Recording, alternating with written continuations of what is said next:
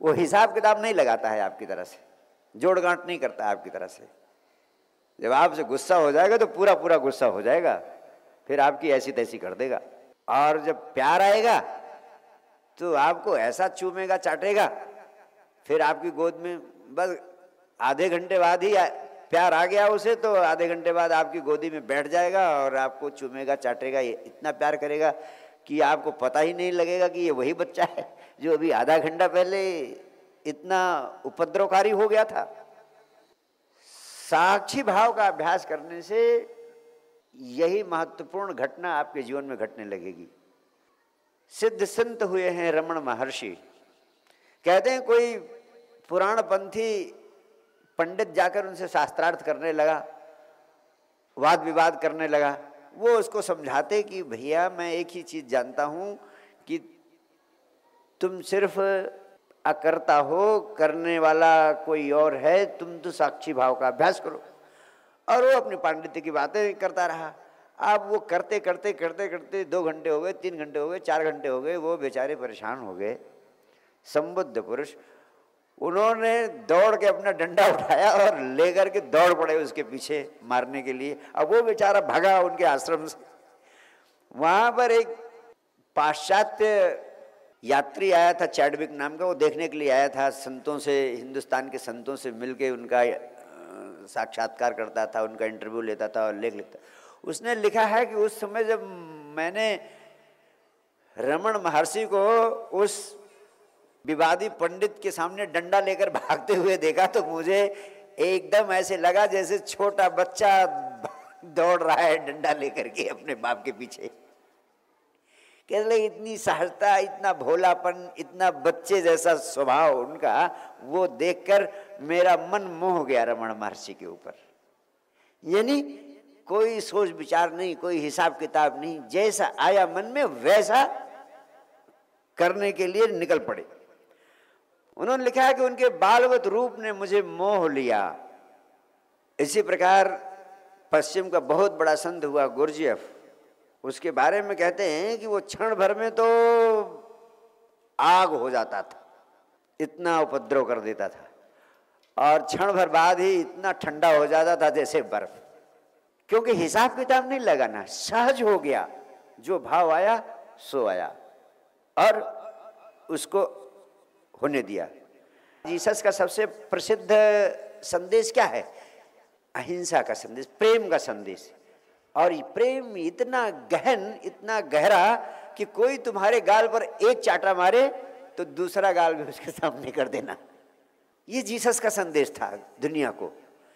लेकिन कहते हैं कि एक दिन मंदिर में उन्होंने अचानक कोड़ा उठा लिया और जो सूदखोरी का धंधा करते थे, ब्याज पर पैसा देते थे और गरीबों से उसका मोटी रकम वसूलते थे, उन्हें उनके ऊपर बहुत क्रोध आया तो उन्होंने कोड़े उठा लिए और मारने के लिए दौड़े और सारे सूदखोरों के तख्ते पलट दिए और सबको खदेड़ कर मंदिर के बाहर कर दिया।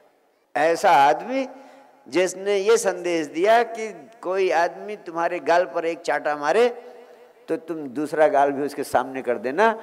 सारे ईसाई, सारी क्रिश्चियनिटी स्तब्ध है, हैरान है, इस बात का जवाब नहीं दे पाती है कि आखिर हम कैसे जीसस के पक्ष में खड़े हों, जीसस की सफाई कैसे दें। जीसस के इस कृत्य का उन्होंने कोड़ा उठाया, तख्ते पलट दिए और सबको मंदिर के बाहर गुस्से में खदेड़ दिया। ऐसा आदमी ये कृत्य कैसे कर सकता है? कहते हैं कि जीसस के इस कृत्य का कोई ईसाई ग्रंथों में समर्थन या इसकी व्याख्या करने वाला कोई व्याख्याकार आज तक नहीं हुआ है। लेकिन जब मैं रमण महर्षि की बात और भगवान बुद्ध की बात, एक दो दृष्टांत मुझे याद आए तो मैंने कहा यह संभव है। भगवान बुद्ध के ऊपर किसी ने थूका क्रोध में, उन्होंने अपनी चादर उठाई और थूक को पोंछ लिया और कहा तू कुछ और कहना चाहता है तो कह दे। कितनी सरलता। ऐसे जीसस के जीवन का एक और उल्लेख है कि वो किसी वृक्ष के नीचे रुकते हैं, ठहरते हैं विश्राम के लिए। बहुत भूख लगी थी, उस वृक्ष से उन्होंने प्रार्थना की मुझे कुछ फल चाहिए, और जब देखा तो उस वृक्ष में फल थे ही नहीं। तो उन्होंने कहा, वृक्ष को श्राप दिया कि अगर तूने मुझे खाने के लिए फल नहीं दिए तो तू सदा सदा के लिए बेफल रह जाएगा, यानी तुम्हारे वृक्ष में फल कभी आएंगे ही नहीं। जीसस से ऐसे वचन की अपेक्षा नहीं की जा सकती है। क्यों? क्योंकि वो व्यक्ति कहता है कोई एक गाल पे चाटा मारे तो दूसरा गाल सामने कर दो। ऐसा व्यक्ति कैसे क्रोध कर सकता है इतना विराट? बर्ट्रैंड रसल ने अपनी पुस्तक में लिखा है कि why I am not a Christian, मैं क्रिश्चियन क्यों नहीं हूँ। उसके कारणों में एक कारण ये भी दिया है कि जो जीसस प्रेम का संदेश देते हैं इतना गहन, वो वृक्ष तक को, वृक्ष बेचारे का क्या कसूर, उसको श्राप दे रहे हैं, उस पर क्रोध व्यक्त कर रहे हैं कि तू बेफल हो जा। लेकिन भारतवर्ष की मनीषा, भारतवर्ष के उपनिषदों ने जिस सत्य का उद्घाटन किया है कि संत छोटे बच्चे जैसे हो जाते हैं, रमण महर्षि जैसे हो जाते हैं, बुद्ध जैसे हो जाते हैं, निर्दोष बालक जैसे हो जाते हैं। जैसे बच्चा खेल रहा है और बच्चे को अगर टेबल से चोट लग गई तो हाथ उठा के टेबल को ही पीटने लगता है, जबकि टेबल का क्या दोष? अगर दीवार से चोट लग गई तो दीवार पे ही तमाचा मार देता है।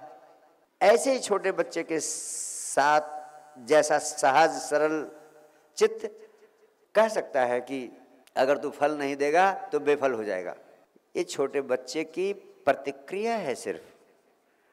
साक्षी भाव में आप अभ्यास करेंगे तो आप पाएंगे कि आपका जीवन एकदम सहज हो गया है, सरल हो गया है। आप में परफेक्शन नहीं आएगा कि आप पूर्ण हो जाएंगे हर चीज में, लेकिन आपके भीतर परिपूर्णता आ जाएगी, समग्रता आएगी। जो भी कार्य करेंगे बालवत, बच्चे जैसे, समग्रता से। ना कोई चीज ठीक, ना कोई चीज गलत, जो होता है उसे होने देता है। यही है साक्षी भाव, यही है सहज योग। सहज योग का अर्थ है कोई चीज न ठीक है न गलत है। जब हम करने वाले ही नहीं हैं तो जो हो रहा है वो अस्तित्व करा रहा है, वो न ठीक है न गलत है, जो होता है उसे होने देता है। साक्षी भाव को प्राप्त व्यक्ति, ध्यान को प्राप्त व्यक्ति, वो चरित्रातीत होता है, चरित्र से परे हो जाता है, राइट रॉन्ग से परे हो जाता है। क्या सही है क्या गलत है इसका निर्णय कर पाना बहुत कठिन है। जो बुरे में सार देखा, जिसको बुरा करना अच्छा लगने लगा, वो दुर्जन हो गया। जिसने अच्छे में सार देखा, अच्छा अच्छा करने में लग गया, वो सज्जन हो गया। और जिसने देखा कि दोनों में कोई सार नहीं, जिसने दोनों में सार ना देखा, ना बुराई में ना अच्छाई में, वो संत हो गया, वो दोनों के पार हो गया, वो भोले बच्चे जैसा हो गया, वो दृष्टा हो गया, वो साक्षी हो गया। जो दृष्टा हो जाता है, साक्षी हो जाता है, जिसका जीवन ध्यानात्मक हो जाता है, उसके जीवन में एक बड़ी अद्भुत घटना घटती है। वो ये देखता है कि ये सब कुछ नाटक है, बुरा भी भला भी, ये सब खेल है। रावण भी रामलीला के पात्र हैं और राम भी। बिना रावण के रामलीला नहीं चल सकती, और चलाओ कितना देखने वाले नहीं रहेंगे। जब तक रावण ना हो, जब तक सीता का अपहरण ना हो, जब तक लक्ष्मण बेहोश ना हो, जब तक युद्ध ना हो, तब तक कोई रामलीला चल ही नहीं सकती।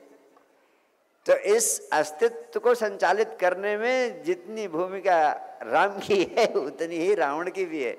दोनों जरूरी हैं, और जो इन दोनों के पार हो गया वही संत हो गया, वही साक्षी हो गया। जिसने जाना कि जीवन सिर्फ अभिनय है, सिर्फ खेल है, खेल के अलावा कुछ नहीं है।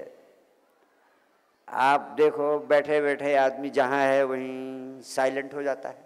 एकाएक खबर आती है कि वो तो खा पी के अच्छा खासा लेटने के लिए गए थे, लेकिन खबर आई कि अब वो रहे नहीं, अस्पताल ले जाने का भी समय नहीं मिला। अब तक की जिंदगी में जो कुछ उन्होंने किया, क्या हुआ? सब खेल ही तो था।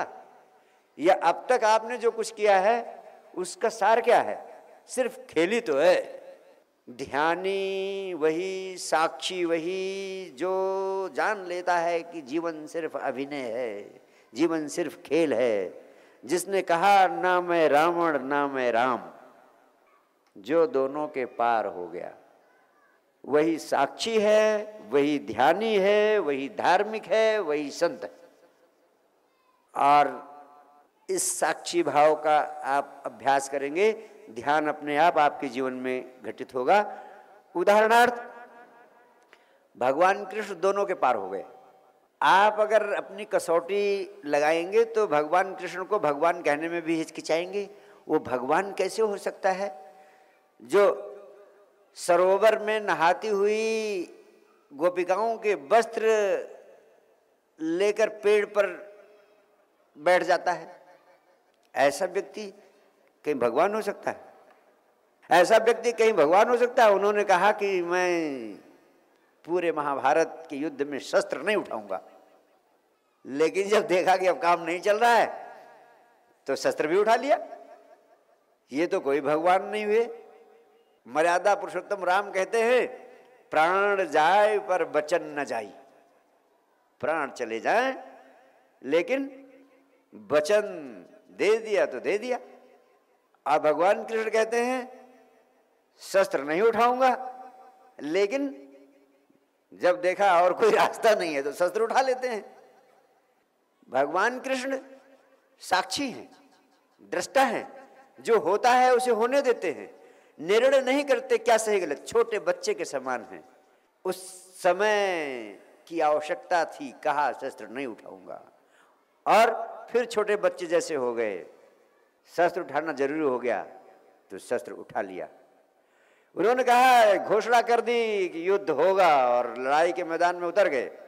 लेकिन कहते हैं उन्होंने देखा कि मामला गंभीर है, हमारी सेना शत्रु की सेना के सामने यहाँ पिट जाएगी, क्षण भर में खत्म हो जाएगी। वो तुरंत युद्ध छोड़कर भाग गए। इसीलिए उनका एक नाम रण छोड़ दास भी पड़ गया। मर्यादा पुरुषोत्तम राम अगर युद्ध की घोषणा कर देते कि युद्ध होगा तो युद्ध करते ही उसको छोड़ नहीं सकते थे, क्योंकि वो मर्यादा में बंधे थे। और भगवान कृष्ण मर्यादा के पार हैं, बियॉन्ड लिमिटेशंस, बियॉन्ड रिस्ट्रिक्शंस। इसीलिए हमने भगवान कृष्ण को पूर्णावतार कहा है और भगवान राम को अंशावतार कहा है। अंशावतार का मतलब उनमें भगवान थोड़ा थोड़ा उतरा है और पूर्णावतार का मतलब उसमें परमात्मा पूरा का पूरा उतर गया है।